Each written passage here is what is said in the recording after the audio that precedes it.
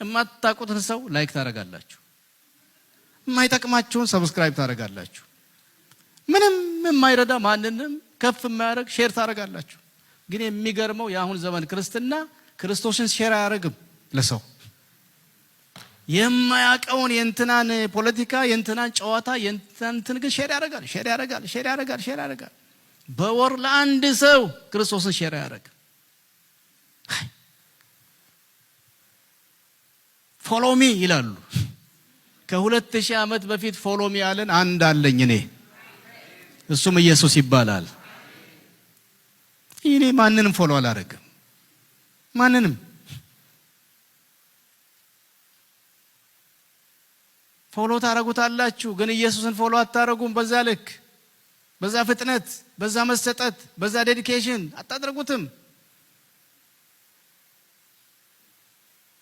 You just follow somebody whom you don't know. ጤነኛ ይሁን እብድ ይሁን ምን ይሁን የማታውቀውን የሆነው ነገር ይለጥፋል፣ ፎሎ ታረጋለህ። በአንተ ቪው በአንተ ፎሎ እሱ የሆነ ነገር ይለቃቅማል። እስቲ ከዛሬ ጀምሮና በዚህ በመጪው ዓመት ኢየሱስን ፎሎ አረጋለሁ የምትሉ እስቲ አሜን አሜን። ኢየሱስን ፎሎ አድርጉት። ተከተሉኝ ያለ ከፊታችን የቀደመ የመጣብንን አጋች ነፍሰ ገዳይ የምትፈልጉት እኔን አይደለም ወይ እነሱን ተዋቸው ያለ መልካም እረኛ ከፊታችን እየሄደ ኢየሱስን ብንከተል አይሻልም? የሚገርመው ነገር ኢየሱስን በማንከተልበት አቅም በማንከተልበት መሰጠት የሆኑ ሰዎች እንከተላለን፣ የሆኑ ሰዎች። ስለዚህ ይሄ የእድሜ ክልል ለሁለቱም ጋር ተመሳሳይ ነው። እዛም ይበላል እዚህም ይበላል።